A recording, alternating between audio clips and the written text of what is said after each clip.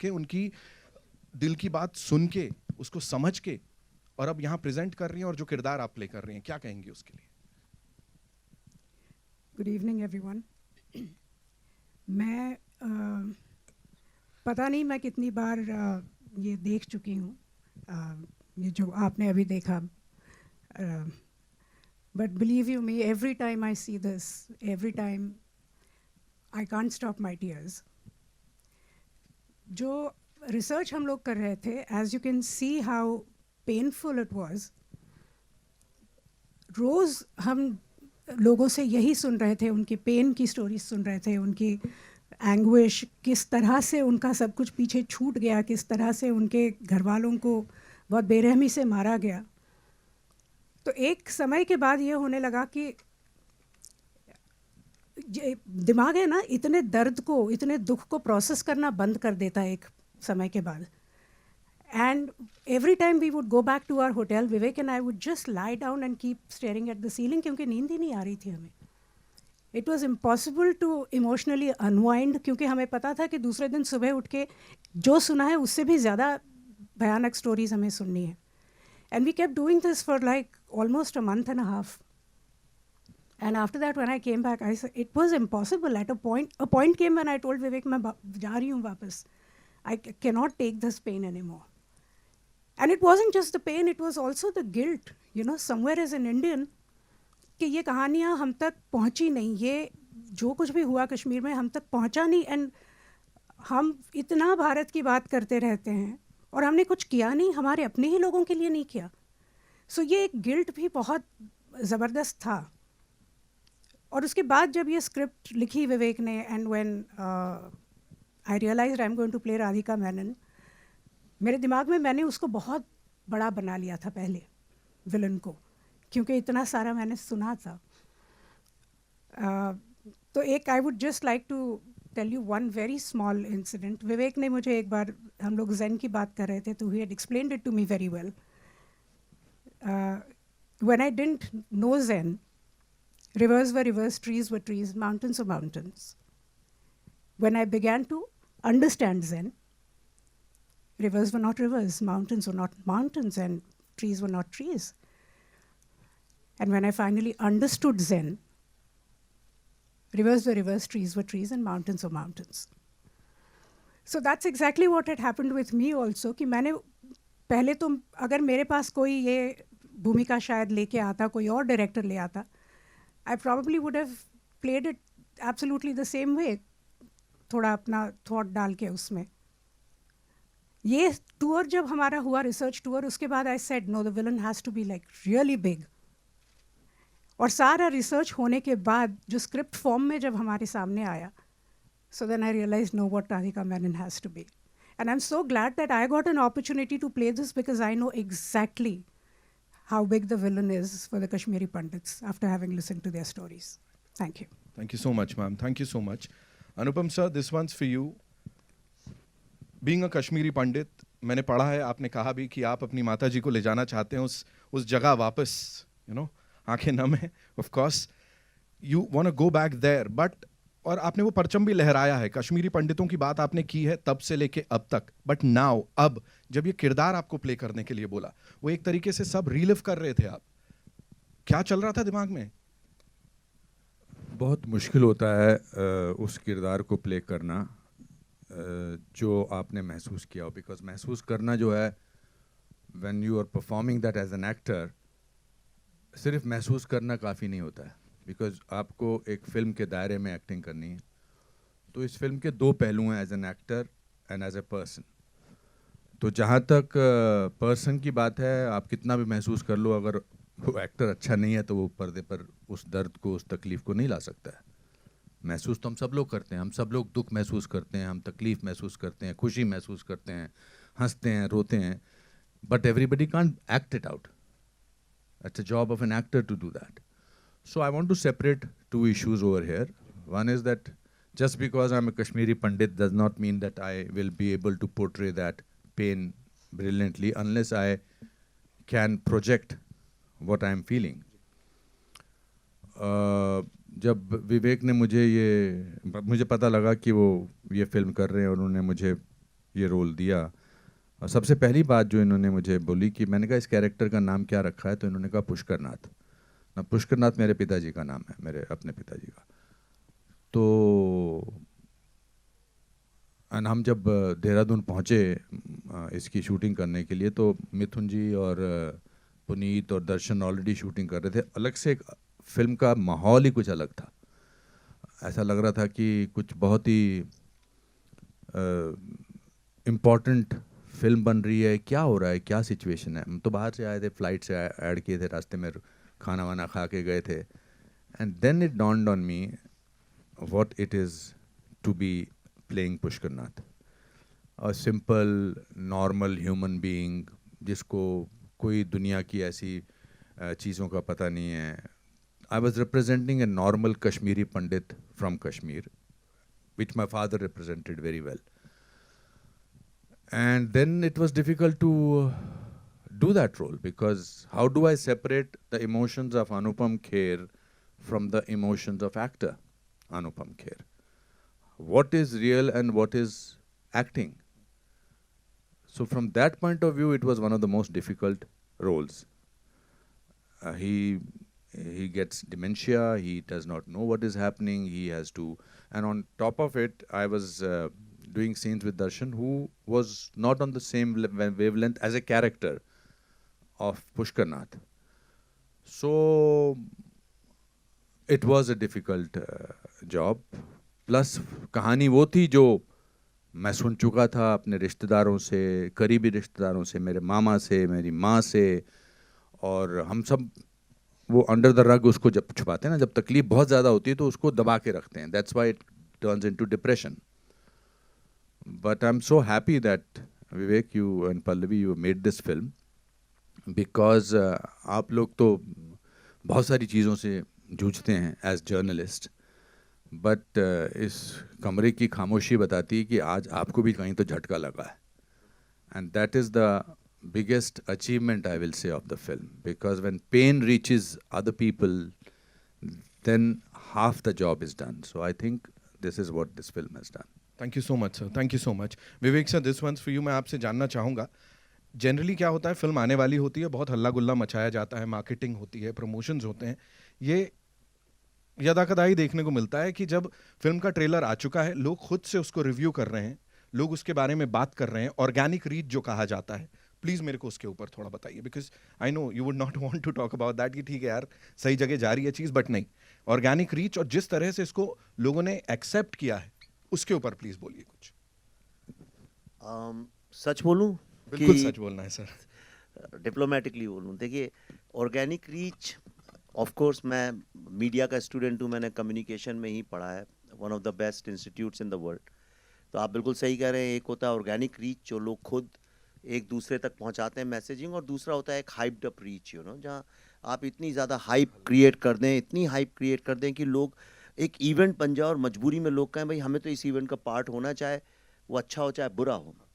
तो साल में 5-6 फिल्में इंडिया में रिलीज़ होती हैं, 6-7-8 मैं कहूँगा, जो लोगों ने डिसाइड कर लिया कि वो चाहे 2024 में आए चाहे 2026 में आए, ये एक बहुत बड़ा इवेंट होगा, हमें इसका पार्ट बनना है। हमारे आसपास भी ऐसी फिल्में आ रही हैं। 3 साल से सारा मीडिया लिखता है कि ये फिल्म तो लोग देखेंगे, यानी मीडिया ने डिसाइड कर लिया घर घर जाके कि उस फिल्म को कौन देखेंगे। अब जब मीडिया ने डिसाइड कर लिया तो लोगों तक वो बात पहुंच ही जाती है। पर मैं जितनी फिल्में बना रहा हूँ अब इन विवेक अग्निहोत्री 2.0 में, उसमें इन फिल्मों को हाइप अप करने का स्कोप ही नहीं है, क्योंकि वो इतनी रियल है, इतनी जुड़ी हैं ज़मीन से, और ऐसा कोई हमारे साथ उस तरह के भी स्टार्स और एक पूरा मसल और मैकेनिज़्म काम नहीं करता है हमारे साथ भी जो वो हाइप क्रिएट कर सके। तो हम तो सिर्फ जनता जनार्दन के ही सहारे रह सकते हैं। ताशकंद फाइल्स आप सब जानते हैं, 150-170 स्क्रीन में रिलीज़ हुई थी, और उसी के साथ 5000 में कलंक और एंड गेम रिलीज़ हुई थी, पर हमारी चलती रही। कछुए की चाल कभी लंबी चली जाती है कई बार, तो लोगों को समझ में आया। इस फिल्म के साथ भी ऐसा ही है। कोई ऐसा आप देखें ना, तो हमारे पास बजट है मार्केट करने के लिए, कुछ करने के लिए, बहुत कम स्क्रीन में रिलीज़ होगी। अगर ईश्वर का आशीर्वाद हुआ, लोगों का आशीर्वाद हुआ, स्नेह मिला फिल्म को, तो हो सकता है वो स्क्रीन्स बढ़ते बढ़ते बढ़ते शायद फिर से लंबी रेस हो जाए। तो इसलिए मुझे बहुत आदत भी नहीं है प्रेस कॉन्फ्रेंसेस की, हमारे साथ होती भी नहीं है, लेकिन तो इसलिए मुझे अपनी आवाज़ खुद निकालनी पड़ती है, खुद अपने प्रोडक्ट को जनता तक ले जाना पड़ता है। तो कई बार लोग मुझसे कहते हैं कि भाई आप बोलते बहुत ज़्यादा हैं सोशल मीडिया में, पर मेरे पास कोई ऑप्शन नहीं, आप बोलने लगिए मेरे बिहाफ पे जैसे स्टार्स के लिए बोलते हैं, मैं चुप हो जाऊँगा। चिंकू मेरे बारे में कोई कुछ नहीं बोलता, क्योंकि आजकल बिना पैसे के बोला भी नहीं जाता है किसी के बारे में, और मेरे पास पैसे भी नहीं है देने के लिए, तो इसलिए मैं खुद बोलता हूँ। तो इस फिल्म के लिए भी मैं ही बोल रहा हूँ, मैं इसको ले लेकर दौड़ रहा हूँ। आप यकीन नहीं करेंगे, मैं आपको एक बात बताना चाहता हूँ, और ये बहुत इंपॉर्टेंट है जानना। मैं इसलिए कह रहा हूँ, ये फिल्म, आप सब जर्नलिस्ट हैं, बड़े सीनियर हैं, कईयों को तो मैं करियर शुरू होने के पहले से जानता हूँ। मैं जब आया था इस इंडस्ट्री में तो नाम सुना था मैंने कि भाई एक बहुत बड़े और बहुत ही बिजनेस टाइप के एक ट्रेड जर्नलिस्ट हैं, क्रिटिक हैं, कोमल नाटा जी। मैं तब से उनको जानता हूँ, और कंसिस्टेंसी देखिए, मैंने कभी आज तक, अब आप बैठी हैं, आपको मैंने शायद शुरू भी नहीं किया था करियर, तब से जानता हूँ। तो आप सब भी बड़ी शिद्दत से अपना काम करते हैं, पर ये जो फिल्म है इसको हमने मार्केट भी उस तरह से नहीं किया, देखो हमने फिल्म बनाई अब मार्केटिंग करते हैं, हमने वो सब किया नहीं। हमने कहा फिल्म बनी हुई थी, कोविड का वक्त था, हमने कहा चलो इसको कहीं नहीं है तो अमेरिका में तो दिखा सकते हैं, वहाँ सिनेमा हॉल खुले, वहीं लोगों को दिखाते हैं। और आप यकीन नहीं करेंगे, 36 ऑर्गेनाइजेशन, ये पहली बार किसी हिंदी फिल्म के इतिहास में हुआ है। Telugu association, Sindhi association, Yazdi association, world Sikh association, Jews association, physicians association, ऐसी Nepali association, Buddhist association, Tibet association, 36 organisations ने जब हम गए तो उनने कहा अब हम इस फिल्म को दिखाएंगे लोगों को। और ये अमेरिका के 16 सिटीज में जैम पैक, मतलब स्टैम्पीड होती थी। आप उसकी फोटो देखेंगे, वीडियोस देख, सब जगह पड़े हमने डाले। मतलब यह हालत हो गई थी कि जितने लोग अंदर थे उतने ही बाहर खड़े होते थे कि भाई हमें दिखा दो ये फिल्म। और कोई इसकी हमने एडवर्टाइजिंग नहीं की, कोई पब्लिसिटी नहीं गई, किसी मीडिया ने, आप सब मीडिया से, आपके पेपर पर किसी ने नहीं लिखा होगा इसके बारे में, किसी टीवी चैनल ने बात तक नहीं करी। एक चीज जैसे ऑस्कर में, आप कोई भी चाहे, आप कोई सी भी फिल्म बनाए, अपनी स्क्रिप्ट ऑस्कर की लाइब्रेरी में जमा करा सकते हैं, उस जैसी चीज को लोग फ्रंट पेज न्यूज बना बना के इस देश में अपनी फिल्मों को मार्केट करते आए हैं। तो मैं आपको 3 एग्जाम्पल बताना चाहता हूं। इस फिल्म को वॉशिंगटन डीसी में देखने के बाद पहली बार सिनेमा के इतिहास में, मैं इंडिया की बात नहीं कर रहा हूं, वर्ल्ड सिनेमा के इतिहास में किसी फिल्म मेकर्स को, मुझे और पल्लवी को, कैपिटल हिल में बुला के कांग्रेशनल रिसेप्शन किया गया। और वहां पे कांग्रेसमैन, और मैं ऑस्कर की तरह बात नहीं कर रहा हूं जो झूठ मूठ की न्यूज बनती है कि ऑस्कर में आप एकदम सी ग्रेड फिल्म भी बना दें, उसकी अगर स्क्रिप्ट भेज दें तो वो उनका क्या जाता है, वो तो एक आर्काइव है, उसमें कोई भी डाल सकता है। वहां पे राजा कृष्णमूर्ति, जो कि फ्री कश्मीर की कैंपेन के साथ जुड़े थे, डेमोक्रेट कांग्रेसमैन है, जो कि हमेशा जो एंटी कश्मीर मूवमेंट होता है उसके साथ जुड़े रहते हैं।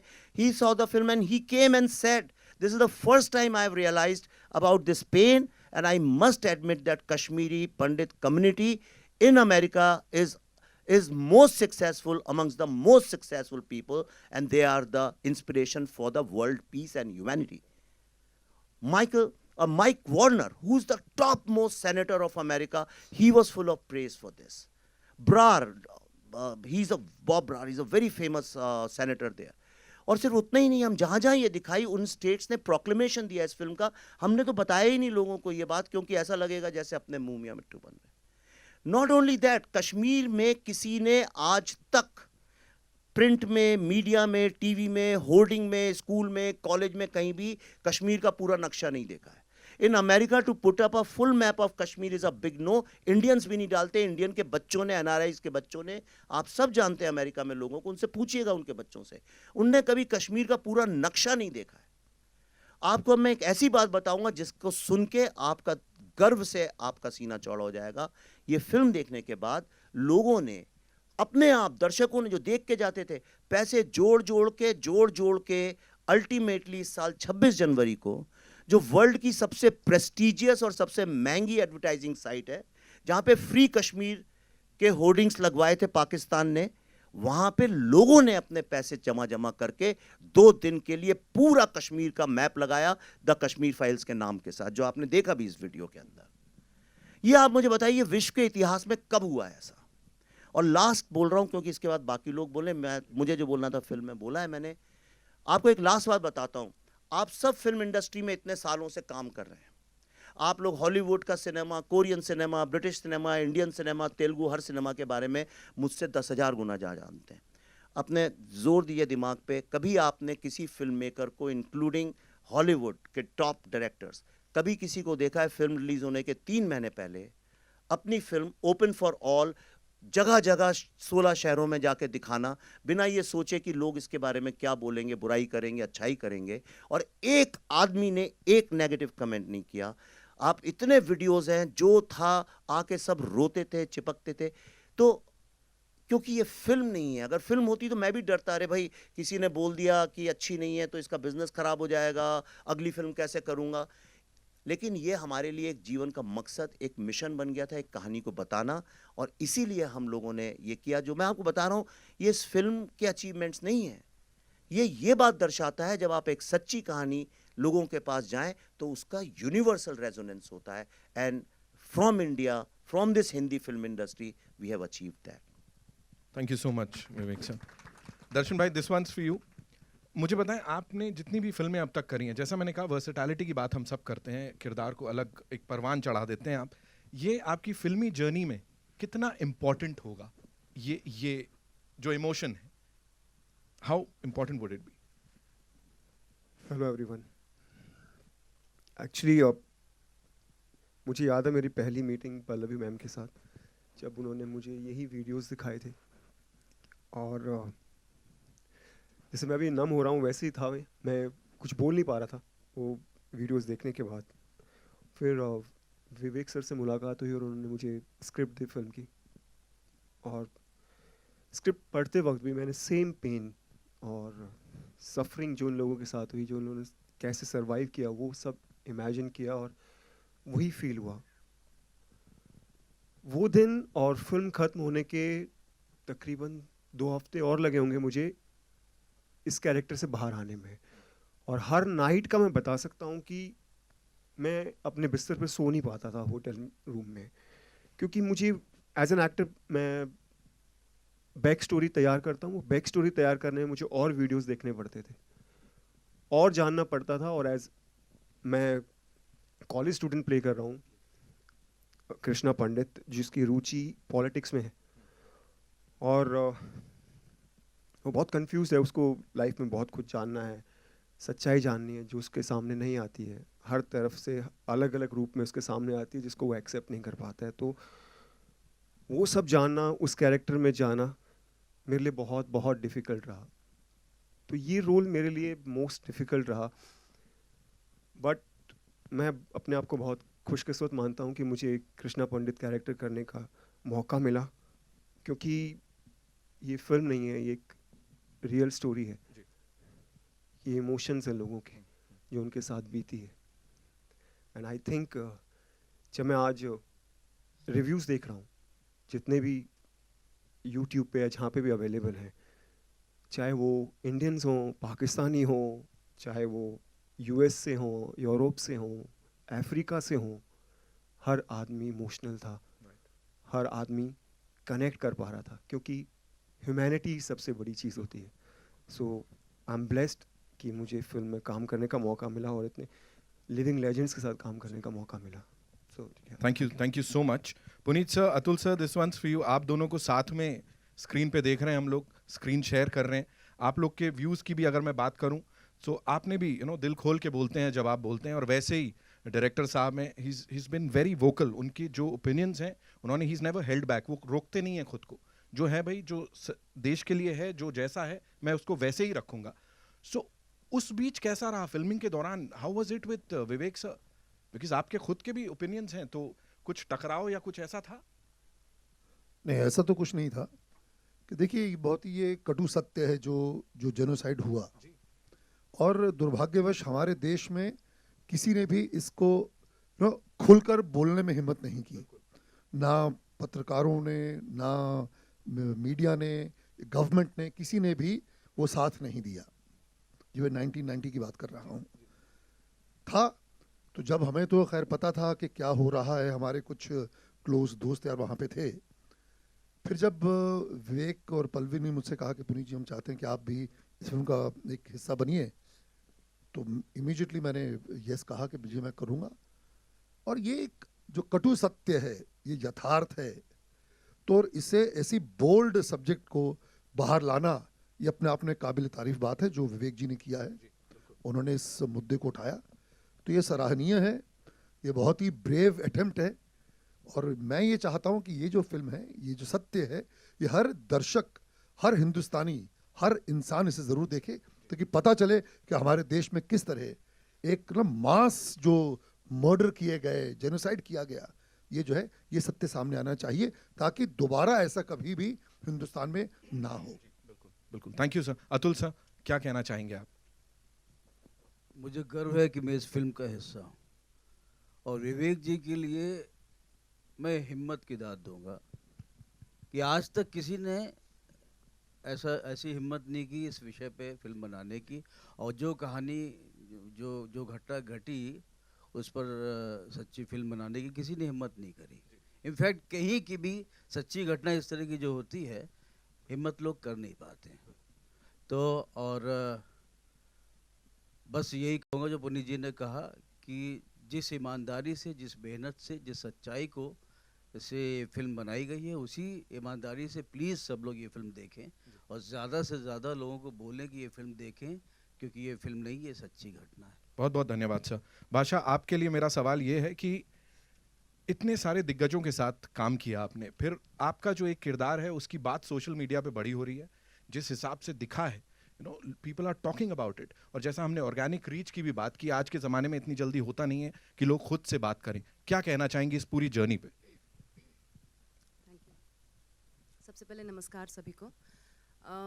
मैं सबसे पहले इस पूरी ये जो मेरे साथ हो रहा है, I am a very normal person. मैं खुद रियल लाइफ में कश्मीरी हिंदू रेफ्यूजी हूँ और एक्टर भी हूँ। मेरे लिए it's a dream come true. Of course इधर बैठना भी और ये फिल्म करना, ये सब हो चुका है। मैं कभी कभी I still take time to realise कि ऐसा हो गया था। हम लोग सेट पे होते थे सर के साथ, सबके साथ, एंड ये जो फिल्म मेरे लिए बहुत ही relive, I had to relive the whole horror, but sir and ma'am have been specially very very sensitive. I mean पहली बात तो ये आप ये कर रहे हैं, फिर आप सर ने मतलब विशेषकर कहा था कि मैं चाहूँगा कि कश्मीरी हिंदू समुदाय से अगर एक्टर्स मुझे मिलें तो I have been very very lucky that he chose me, he asked me to audition and he chose you know me for this role, जो कि मेरे लिए बहुत ही भयानक था। मैं अभी भी, जैसे दर्शन जी ने कहा, मैं भी रात को झटके से उठ जाती हूँ कि वो सब जो हुआ है उसको रिलीव करने से। और जो शूट पे हमने किया, जब शूट पे मैंने किया, जो भी सिचुएशंस थे, मुझे कभी कभी लगता था कि ये सच है, बिकॉज वो सच हो चुका है। So we were but we were reliving that. लेकिन मुझे लगता था कि मतलब वो मैं you know to differentiate between real and this, तो फिर मुझे खुद को रियलाइज़ करना पड़ता कि नहीं, I am in a very safe environment, it's just shooting, because that's why it's not a film. हम सिर्फ रियलिटी को रिक्रिएट कर रहे हैं, इसमें कुछ भी, जैसे सर ने कहा, फिक्टिशियस कुछ भी नहीं है। और मैं बहुत बहुत धन्यवादी हूँ। I think that's the biggest moment of my life, and they all have been very very supportive and very kind to me, all of them. I'm very grateful.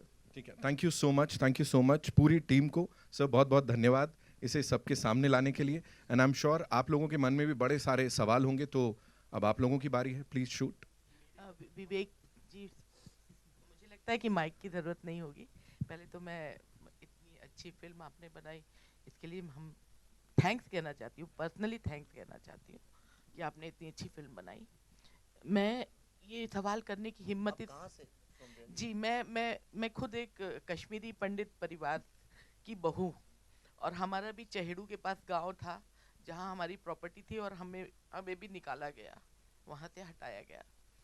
लेकिन मैं अगर उसका स्याह पक्ष देखूं, और मैं कहना चाहूँ, एक कश्मीरी पंडित होने के नाते कहना चाहूँ कि अगर वो लोग हैं, और आज की जो सिचुएशन है जिसमें सरकार बहुत सपोर्ट कर रही है, विधु विनोद चोपड़ा ने भी अभी एक अच्छी फिल्म बनाई थी इस पर, तो क्या उनको वो जो स्याह पक्ष है, वो लोग हैं, उनको जोड़ना ज़रूरी नहीं है, क्योंकि पाकिस्तान बैठा है उनको गोद में बिठाने के लिए।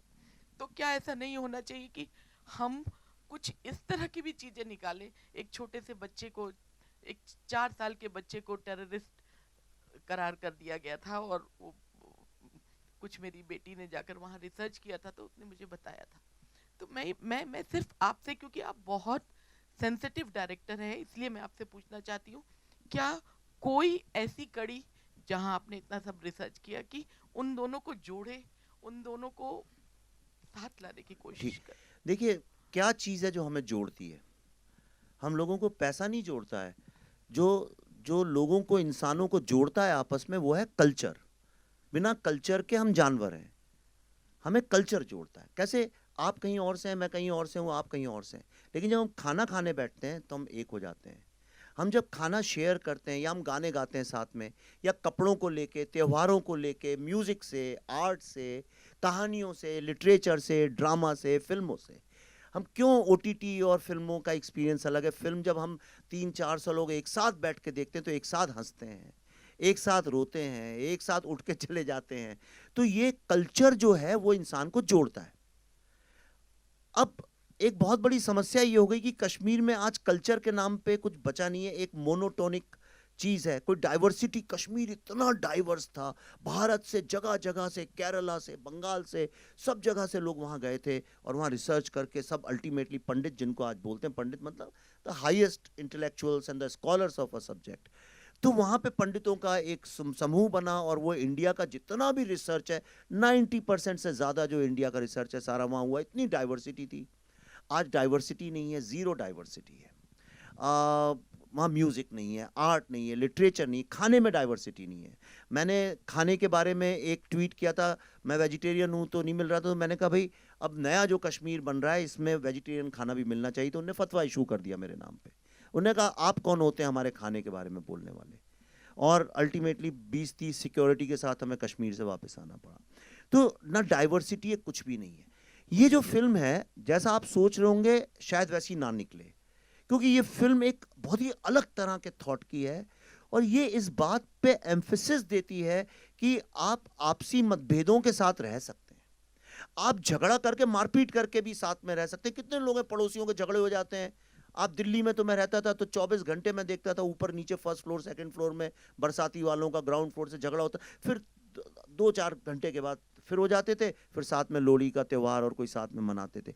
वो सब क्योंकि फिर साथ में जैसे गाना गाने लगे, अंताक्षरी हुई, एक फिर से दोस्त हो गए। आपकी शादी हुई, मैं चला गया, फिर दोस्त हो गए। लेकिन जब ऐसा कुछ भी नहीं है, सिर्फ एक खालीपन, विरावान सा है। और हम लोग भी जो जाते हैं, हम जाते हैं डल लेक पे सेल्फी खींचते हैं, गुलमर्ग में वापस चले आते हैं, हमें कुछ पता चलता नहीं है। यानी डाइवर्सिटी एक बहुत ही देखिए डेंजरस सिचुएशन ये है कि मैं आपको एक छोटा सा किस्सा बताता हूँ, उससे आपको सब समझ में आ जाएगा। मैं किसी भी रिलीजन के अगेंस्ट नहीं हूँ, क्योंकि मैं खुद ही किसी रिलीजन पे ज़्यादा नहीं मानता। मैं गर्व से एक हिंदू कल्चर, हिंदू फिलॉसफी, क्योंकि बचपन से मैंने देखा है, सीखा है, और वो मुझे जीने का एक सहारा देती है। लेकिन आप क्या प्रैक्टिस करते हैं, क्या नहीं करते हैं, मैं उसकी उतना आदर करता हूँ, मुझे उससे कोई आपत्ति नहीं है। और मैं जानता हूँ कि मुझसे अलग लोग इस दुनिया में रहते हैं। यही तो सारे विश्व के इंसानों का नेचर है। सब जानते हैं कि अलग विचार के, अलग फेथ के लोग हैं। हम एक शूटिंग कर रहे थे तो पल्लवी एक शिकारा में बैठी हुई थी और छोटी 1-2 बच्चियों को हमने बुलाया था, 8-9 साल, 7-8-9 साल की, जो ज़्यादा जानती नहीं है, बहुत ही इनोसेंट बच्चियाँ। वो पल्लवी के दोनों तरफ बैठी थी। तो हम कैमरा जब शिफ्ट कर रहे थे, उदय जी हमारे डीओपी सर हैं यहाँ पे, और तो एक बच्ची, शायद 1 बजा होगा, दोपहर का नमाज का टाइम था, पल्लवी से उसने बोला आप नमाज पढ़ने नहीं जाएंगी? तो पल्लवी ने बोला नहीं, मैं तो नहीं जाऊँगी। तो कह रही क्यों नहीं जाएंगी आप नमाज पढ़ने? पल्लवी ने कहा इसलिए क्योंकि मैं मुसलमान नहीं हूँ। तो कहने लगी अरे ऐसा कैसे हो सकता है, आप कहीं नहीं जाती नमाज पढ़ने? पल्लवी ने कहा नहीं, देखो ऐसा है, मैं हिंदू हूँ इसलिए मैं नमाज नहीं पढ़ती हूँ। कहने लगी तो क्या हुआ, नमाज तो हर कोई पढ़ता है। एक 8-9 साल की बच्ची, 10 साल की बच्ची, दुनिया में कोई भी बच्चा हो इस बात को जानता है कि अलग अलग फेथ के लोग होते हैं। पर कश्मीर में 1990 के बाद जो पैदा हुए हैं लोग, उनको कुछ आइडिया ही नहीं है इस बात का कि दुनिया में डाइवर्सिटी नाम की चीज़ है। इसका भारत और कश्मीर और पाकिस्तान से कुछ लेना देना ही नहीं है। आप एक पूरी की पूरी जनरेशन जो है वो इतनी इग्नोरेंस के साथ बड़ी हो रही है। मेरा जो ड्राइवर था टैक्सी का, वो लाल रंग के जूते पहनता था, तो मैंने उससे एक दिन शूटिंग के दौरान यही पूछा, वो बड़े अजीब से लंबे लंबे रेड बूट्स थे, तो मुझे थोड़ा अजीब भी लगते थे, चमकते हुए लाल। तो मैंने उससे ऐसे ही चिढ़ाते हुए बोला, क्यों भाई बड़े अच्छे जूते पहन रखे हैं, कहाँ थाईलैंड से लाए हो, फॉरेन से लाए हो? कहता हाँ। तो मैं सोचा शायद थाईलैंड का नाम लेगा, 20-25 हज़ार रुपए के टिकट में कोई भी चला जाता है आजकल थाईलैंड वगैरह। तो मैंने बोला थाईलैंड से? वो बोला नहीं, दिल्ली से। इंडिया भी नहीं बोला उसने, दिल्ली से। और मैं यकीन से कह सकता हूं, थोड़ी तो मैं भी समझ रखता हूं इंसान की, मैं आपको गारंटी से कह सकता हूं उसने जिस इनोसेंस से बोला था, उसको आइडिया ही नहीं था इस बात का कि वो जो कह रहा है वो गलत है। तो ये जो हमने क्रिएट कर दिया, ये फिल्म यही आपको बताएगी कि क्या होता है जब आप एक सोल को खत्म कर दें, कल्चर को, आर्ट, म्यूजिक, लिटरेचर, आर्किटेक्चर, इन सब चीजों को खत्म कर दें, तो वो किसका लॉस है? क्या वो कश्मीर का लॉस है? क्या वो हिंदू मुस्लिम का लॉस है?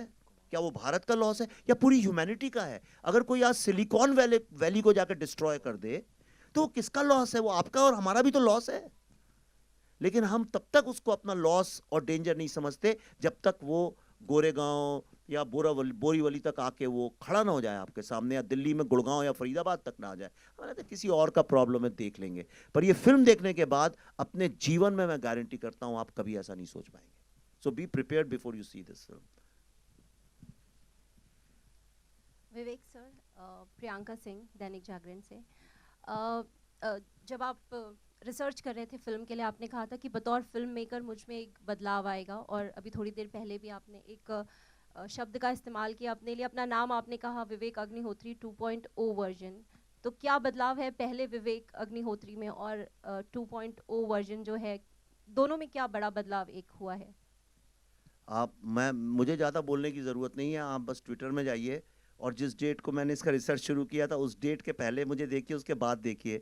सारा ये क्रिएटिव कॉन्शियसनेस, सुबह स्पिरिचुअलिटी की बात, उसी के बाद सारी शुरू हुई है। पर एक जो बदलाव मेरे में, पल्लवी में, हमारे दोनों बच्चों में जो आया, क्योंकि हमारे दोनों बच्चों को हमने इसलिए इन्वॉल्व किया था, ट्रूथ कितना भी ज़्यादा कड़वा हो, कुछ हो, यही उम्र है 18-19 साल की, जब तुम्हें समझ में आना चाहिए कि क्या होता है जब ह्यूमैनिटी नहीं होती है।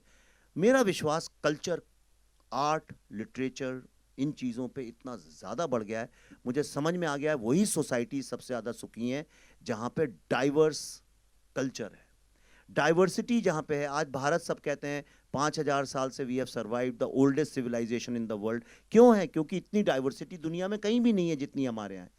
तो मेरा विश्वास डाइवर्सिटी पे बढ़ गया है। और मुझे एक बात तो ज़रूर समझ में आ गई है कि हम ह्यूमैनिटी, ह्यूमन राइट्स की बात करते हैं। मैंने तो अपनी ज़िंदगी में जिस ह्यूमैनिटी की हम बात करते नहीं देखी। मैंने कभी नहीं देखा कि एक भी दिन ऐसा विश्व में कभी हुआ हो जहाँ पे युद्ध नहीं हो रहा हो। कभी ऐसा नहीं हुआ है कि लोग जो हैं दूसरे ह्यूमन बीइंग को ख़त्म करने की कोशिश ना कर रहे हो। तो वो जिस ह्यूमैनिटी की एक आदर्श कल्पना है, मैंने वो नहीं देखी। लेकिन एक कश्मीर का रिसर्च करने के बाद मैंने ये ज़रूर देखा कि जब ह्यूमैनिटी नहीं होती है, जब इनह्यूमैनिटी होती है, तब क्या होता है। आप, बड़ा सटल डिफरेंस है।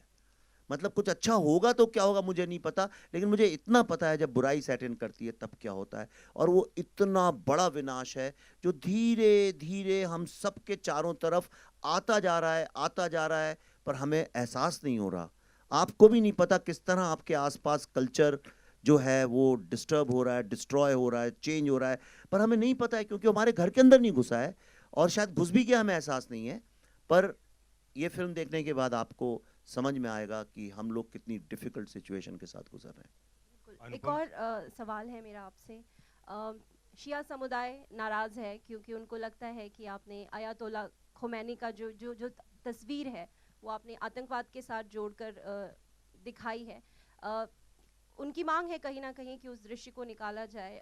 सर, आपका क्या कहना है कि आप निकालना चाहेंगे या वो ज़रूरी है दिखाना, या रखना चाहेंगे? इस पर क्या रिएक्शन है आपका? देखिए, ये लीगल नोटिसेस हैं, इनका कायदे से मेरे को कुछ बोलना नहीं चाहिए। ये लीगल मैटर्स हैं तो इसका लीगल जवाब ही जाएगा प्रोड्यूसर्स की तरफ से। लेकिन मैं आपको इतना बता सकता हूँ कि दुनिया के किसी भी कोर्ट में, किसी भी कोर्ट में, किसी भी महफिल में, किसी भी फोरम पे, किसी भी प्लेटफॉर्म पे, मैं इस फिल्म के एक एक शॉट, उस शॉट के अंदर जो भी दर्शाया गया है, एक एक डायलॉग, एक एक कैरेक्टर की पूरी रिस्पॉन्सिबिलिटी अकेले लेने को तैयार हूँ। दुनिया के किसी भी फोरम, प्लेटफॉर्म, कोर्ट मैं एक एक चीज़, एक नहीं बल्कि 100 visual references, dialogue references, videos के साथ साबित कर सकता हूँ। इसलिए उंगलियां तो बहुत लोग उठाएंगे, क्योंकि सबका जो दुकानें चल रही थी हिंदुस्तान में इतने सालों से, सबकी वो थोड़ा उन पे भी चैलेंज होता है, उन वो भी एक्सपोज होते हैं, तो उंगलियां उठेंगी मुझे उससे। कोई इतनी जब फतवों जैसी लड़ाइयाँ लड़ सकते हैं तो फिर 10, 12, 15 लीगल केसेस तो लड़ ही सकते हैं।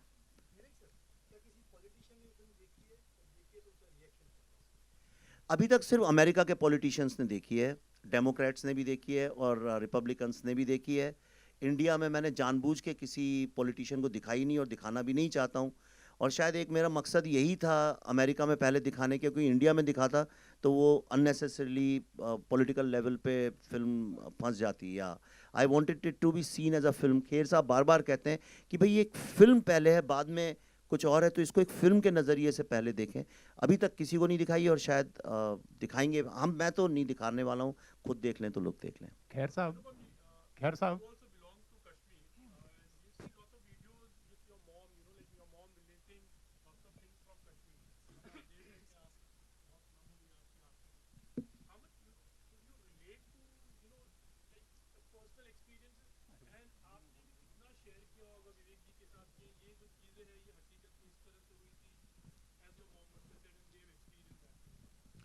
Before that, I want to say that just because the film is based on true events and research does not mean that it was easy to direct and write this film. उसके लिए you need to be a brilliant director and brilliant writer. So बहुत सारी फिल्में आप आजकल तो 80% फिल्मों में पहले आ जाता है सत्य पर आधारित फिल्म, तो उसके बाद बुरा आप बोलते हैं कि बकवास फिल्म है। तो ज़रूरी नहीं कि सत्य पर आधारित जो फिल्म है वो बहुत कमाल की ही होगी भाई। तो इसलिए जहाँ तक मेरी बात है कि इतना इन्होंने रिसर्च किया था that I was mesmerised and very impressed. और उसका नतीजा ये है कि आप ये जब न्यूयॉर्क में जो मेरा एक उन्होंने इंटरव्यू किया, वो न्यूयॉर्क में मुझसे इंटरव्यू करने ही आए थे, because I belong to the same community. मैं और Bhasha are the only two people who sort of kept hugging each other after every shot, because she plays my daughter-in-law and Darshan plays my grandson. But मेरा और भाषा का हम एक दूसरे का एक साइलेंट एक्सचेंज ऑफ एक्सप्रेशन जाता था कि ये सच है, ये जो भी दिखाई दे रहा है ये सच है। मेरा पर्सनल एक्सपीरियंस जो मेरे बिल्कुल इमीडिएट फैमिली में हुआ, वो मैं हमेशा बोलता हूँ कि मेरे जो मामा थे, मेरे मदर के छोटे भाई, और मेरी माँ बार बार इसका जिक्र करती है, उन्होंने अपनी पूरी ज़िंदगी पैसे जोड़ जोड़ के, वो ओवरसियर थे वहाँ पर, और ओवरसियर को क्या बोलते हैं नॉर्मली? ओवरसियर ही बोलते हैं, हाँ। तो because overseer is a very typical small town word. तो वो इंजीनियर से जो छोटे होते हैं उनको ओवरसियर बोलते हैं। तो उन्होंने बड़े मुश्किल से पैसे कमा के, उनका एक सपना था कि कश्मीर में श्रीनगर में अपना एक घर बनाएंगे। तो उन्होंने वो घर जैसे तैसे 86, 85, 87 में बना लिया और बड़े खुश थे कि अपना उनका एक घर था। और जैसे ही उन्होंने घर बनाया उसके कुछ 6-7 महीने बाद ये थ्रेट्स आनी शुरू हो गई कि आप निकलो यहाँ से। एंड फिर ऐसी थ्रेट्स आई कि भाई हमने आपके पड़ोसी को मार दिया है, उसकी लाश वहाँ पड़ी है, अब अगर आप अगले कुछ दिनों में नहीं छोड़ेंगे तो हम फिर आपकी लाश किसी और के घर पर होगी। सो एक रात को एक फिएट गाड़ी में जितना सामान वो डाल सकते थे, जिंदगी भर की पूंजी, एक फिएट गाड़ी में 4 उनके खुद के अपने सदस्य थे, बेटा बेटी उनकी बीवी, और वो वहाँ से निकल गए और दिल्ली में जाकर कहीं वो सेटल हो गए। और उनका सदमा उनको इतना गहरा पड़ा कि he died after couple of years or 3 years.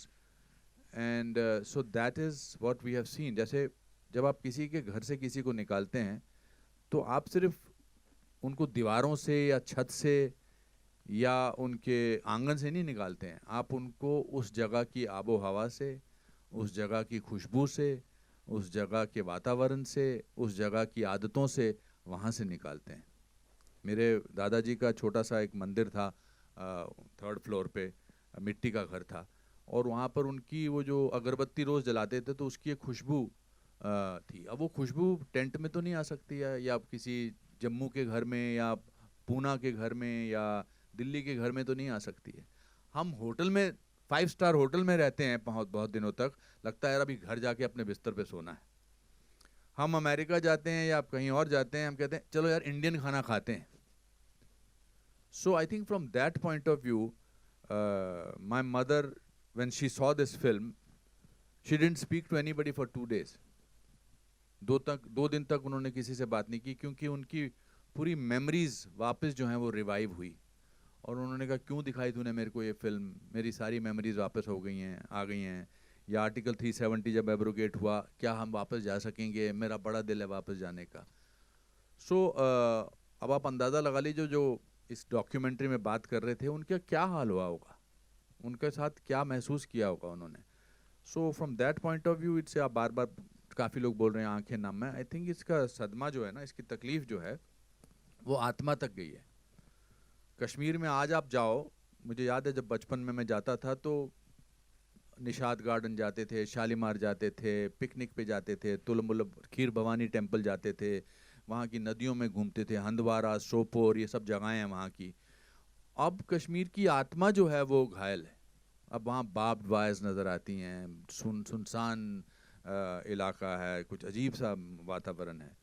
So this film will not only revive those memories for millions of people, पर शायद कुछ लोगों के घाव भी भरेंगे। And we are all guilty of not talking about it for 32 years। खैर साहब, या हाँ जी पन्नू साहब। आमतौर पे जब कोई आर्टिस्ट आउटडोर पे जाता है तो उसके बारे में हम पूछते हैं तो उनका जवाब अमूमन यही होता है कि it was like a picnic. यहाँ आपका आउटडोर का अनुभव कैसा रहा था? It was anything but A picnic. एक तो छोटे बजट की फिल्म थी तो पिकनिक का एहसास नहीं हो रहा था। क्योंकि कुछ भी मंगा लो खाने में। एक बजट था, बट अच्छा था, मतलब खुश थे हम, अच्छा खाना मिलता था, और रहने को भी इंतज़ाम अच्छे ही थे। बट एक जुनून जब होता है ना किसी चीज़ का, जैसे आप जब कभी अच्छी स्टोरी करते हैं या अच्छा आर्टिकल लिखते हैं तो उसका एक अपना एक फोकस होता है। तो we knew that this is something important. इसमें कोई, क्योंकि इसमें किसी की भी कोई फॉल्सनेस नहीं हो सकती थी कि अब मैं एक्टिंग की एक्टिंग करता हूँ। बहुत सारे एक्टर्स जो हैं वो एक्टिंग की एक्टिंग करते हैं कि मुझे बड़ा दुख हुआ। इसमें दुख सिर्फ बोलने से या आंखें छोटी करने से या ग्लिसरीन डालने से नहीं हो सकता था। इसमें जब तक आप उस जज्बात को महसूस ना करो और अपनी आत्मा से एक्टिंग ना करो, तब तक वो आप तक वो बात पहुंच ही नहीं सकती।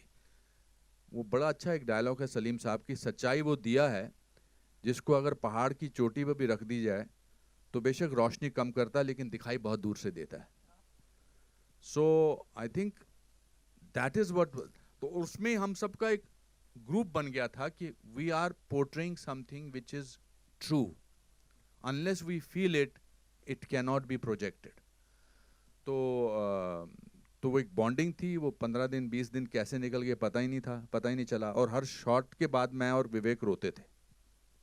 हर शॉट के बाद विवेक आके मुझे गले लगाता था, बिकॉज जो इसने महसूस किया था वो इंटरव्यूज के दौरान, अब वो उसको पर्दे पर देखता हुआ नजर आ रहा था। शायद पल्लवी के ही सीन्स में वो रोए नहीं।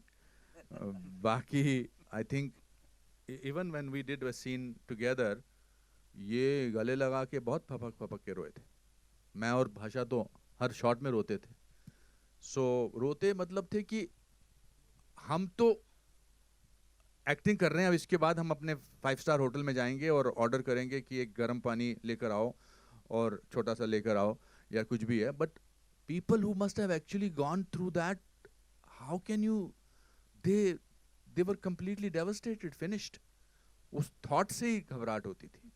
तो this was an emotional journey which will stay with us for many years to come. विवेक जी, पहले तो जैसा कि फिल्म है वो समाज का आईना होती है, आपको क्या लगता है इस फिल्म के बाद, जैसे आप खुद पल्लवी जी और आप बोल रहे हैं कि जब आप रिसर्च करने गए और लोगों से उनके बारे में बात करना शुरू किया तो आपको बहुत सारी सच्चाइयों का पता चला जो कि बहुत हृदय विदारक हैं। क्या ये जब फिल्म आएगी समाज में या लोगों में अवेयरनेस के बाद थोड़ा सा बदलाव होगा, खासकर कश्मीर के लोगों में जिन्होंने जिनकी वजह से काफ़ी ऐसे लोग हैं जिनकी वजह से जैसे कश्मीरी पंडित विस्थापित हुए वहाँ पर।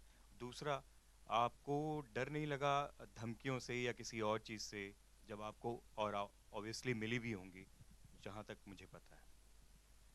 नहीं, देखिए देखिए डर जो है जब तक आदमी डरता है तभी तक लोग उसे डराते हैं।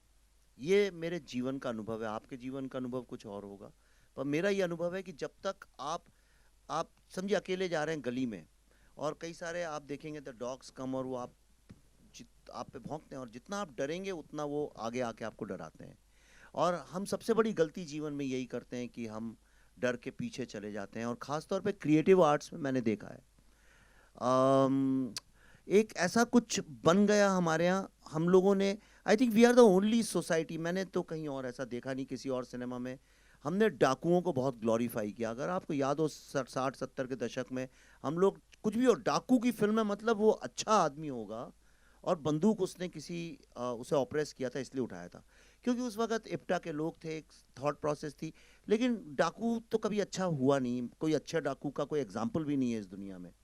फिर हम लोगों ने स्मगलर्स को ग्लोरीफाई करना शुरू किया, जस्टिफाई करना। मुझे कोई आपत्ति नहीं, देखिए उन फिल्मों की स्पेस है, ये ना समझिए कि मैं उन फिल्मों के बारे में कमेंट करूं, लेकिन हमने ऐसा किया, हम लोगों ने उन्हें ग्लोरीफाई किया, जस्टिफाई किया, एक बड़े क्रूड तरीके से भी किया।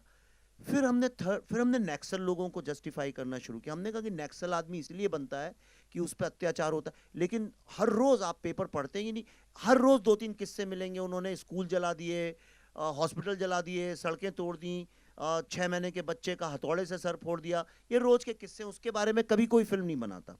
तो और फिर हमने टेररिस्ट लोगों को, ऐसा नहीं है फिल्में नहीं बनी हैं कश्मीर के ऊपर या कश्मीर के कॉन्फ्लिक्ट के ऊपर, कितनी बनी है, कोई कमी, कितनी बड़े बड़े स्टार्स ने काम किया उनमें, ऋतिक रोशन ने किया मिशन कश्मीर में, और बड़ी बड़ी फिल्में बनी हैं, छोटी भी नहीं बनी हैं। आप देखिए लव स्टोरीज बनी हैं, कश्मीर की कली में उस वक्त इतना प्रॉब्लम नहीं था, लेकिन अभी रिसेंटली प्रॉब्लम पे, कॉन्फ्लिक्ट पे बहुत बनी है।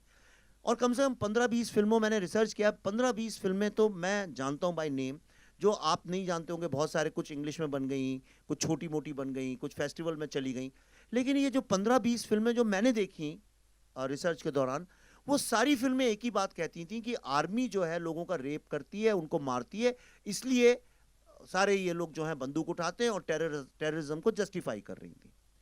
वर्ल्ड की कोई सिविलाइज कंट्री आज की तारीख में टॉलरेट नहीं कर सकती है कि आप टेररिज्म को फिल्मों में जस्टिफाई करें। एक फिल्म का नाम बता दीजिए आप मुझे, मैं चैलेंज करता हूं, आप मुझे एक फिल्म का नाम बता दीजिए जहां पे टेररिज्म को ग्लोरीफाई किया हो।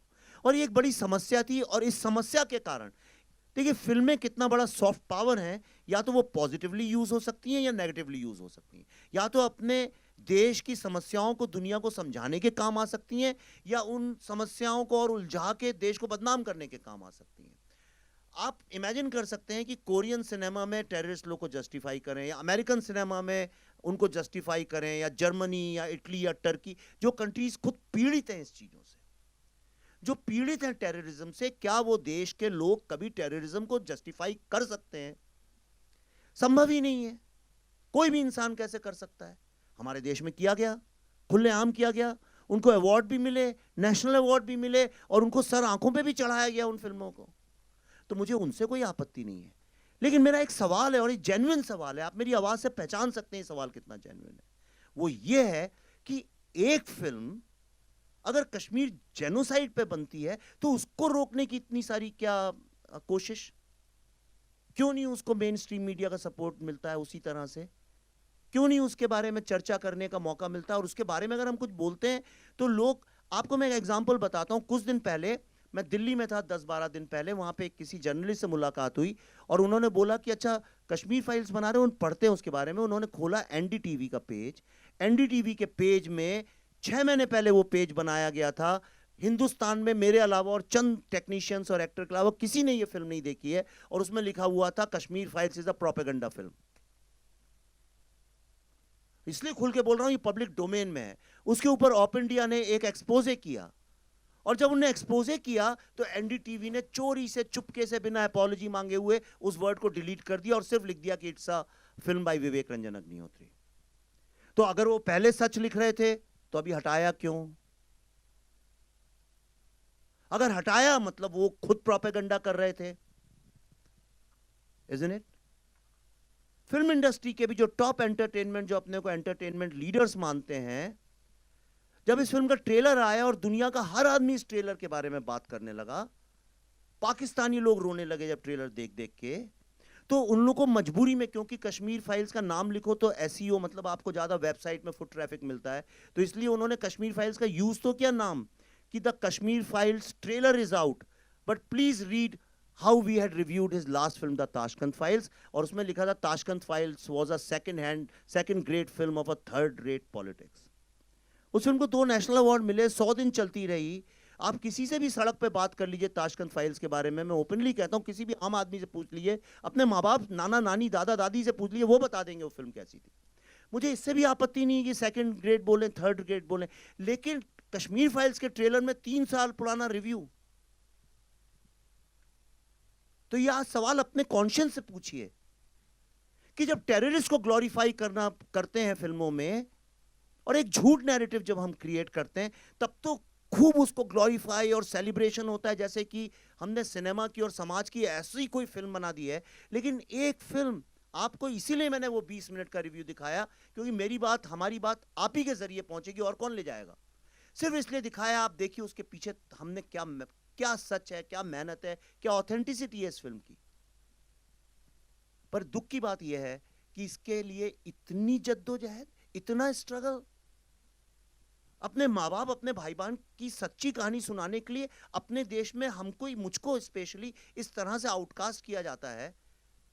ये देश के कॉन्शियंस की बात है, ये हमको सोचना पड़ेगा कि हम ऐसे कब हो गए। हम दिल से तो ऐसे नहीं है, तो ये कैसे हो गया, हम किस सिस्टम में बंद गए कि हमको झूठ मूठ में आज उस टेररिज्म को, जिसने लाखों लोगों को मारा है, जिसमें 19 जर्नलिस्ट तो अभी मारे गए पिछले कुछ वर्षों में, जर्नलिस्ट लोग, पर हम चुप बैठे रहते हैं।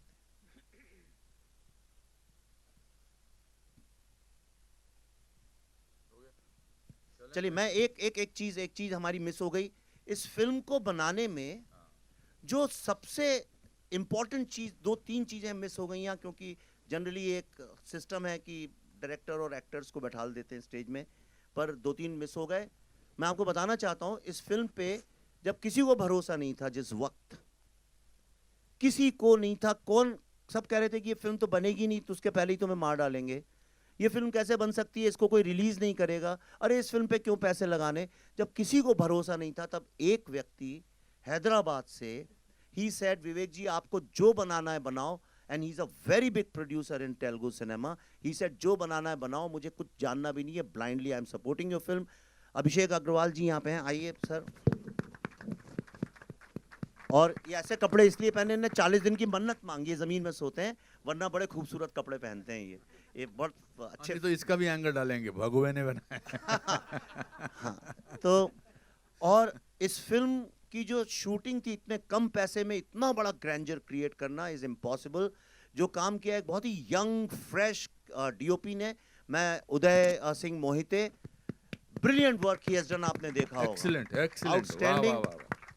और वो जो पूरी डल लेक फ्रीज हो गई थी, उसमें छोटे थोड़े से रास्ता बना के जाते हैं छोटे से शिकारा में, बहुत डेंजरस भी लगता है, सब होता है। और जब ये बैठे कैमरा लेके, तो तभी इनको वो शिकारे वाले ने बोला कि साहब आज सुबह ही कोई गिर के अंदर मर चुका है, पर उसके बावजूद ये लगे रहे। तीसरी चीज इस फिल्म की, जो एक चीज थी, जब ये फिल्म बन गई, मैं ज़्यादा बहुत म्यूज़िक करना नहीं चाहता था इस फिल्म में, मुझे लगा म्यूज़िक करूँगा तो ये टिपिकल फिल्म जैसी डिस्टर्ब करेगी लोगों को। तो उस वक्त हमारे जो म्यूज़िक डायरेक्टर थे रोहित शर्मा, मैंने उनसे एक ही बात बोली, क्या ये संभव है कि साइलेंस को म्यूज़िक की तरह यूज़ कर सकें। तब रोहित शर्मा यहाँ पे हैं, बहुत ब्रिलियंट म्यूज़िक डायरेक्टर हैं, इन्होंने इस फिल्म का म्यूज़िक बुडापेस्ट में कैसे रिकॉर्ड किया, और आप सुन रहे होंगे जो म्यूज़िक उसमें सोलो चेलोज वगैरह सुन रहे हैं, वो सिर्फ म्यूज़िक सुन के ही आप दर्द से आपका दिल भर जाएगा। So and Kali ji is here, he is with Abhishek Agarwal ji के एकदम लेफ्ट हैंड मैन है, और यही सूत्रधार भी हैं इस कहानी के। तो बाकी चिन्मय जी शूट कर रहे हैं।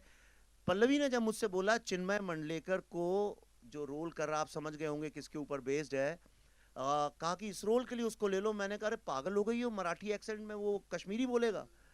लेकिन आप जब फिल्म देखेंगे you will be blown up. बहुत अच्छा उनने काम किया है। मिठुंदा यहाँ पे नहीं है।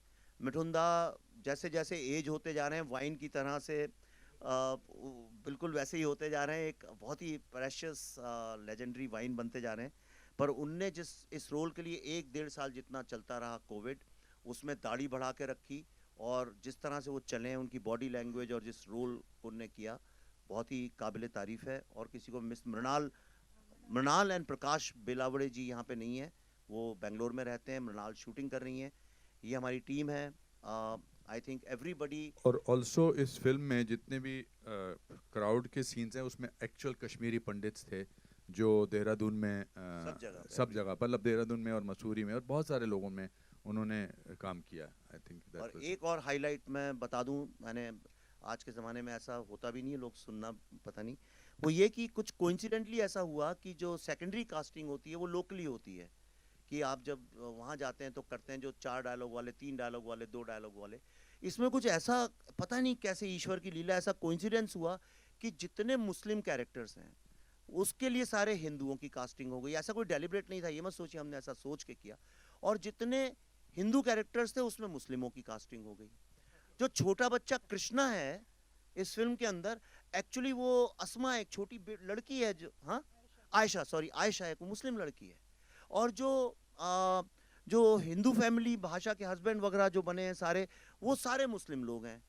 और इनके जो नेबर्स जो मुस्लिम बने हुए हैं वो सारे हिंदू लोग थे। तो कुछ ऐसा माहौल फिल्म के अंदर बन गया कि कहीं ना कहीं वो सच्चाई जब ऑपोजिट उससे आती है तो वो ज़्यादा रियल हो जाती है। That's what we did. So this is where. मैं तो सुन रहा था बड़े सवाल पूछते हैं लोग आज।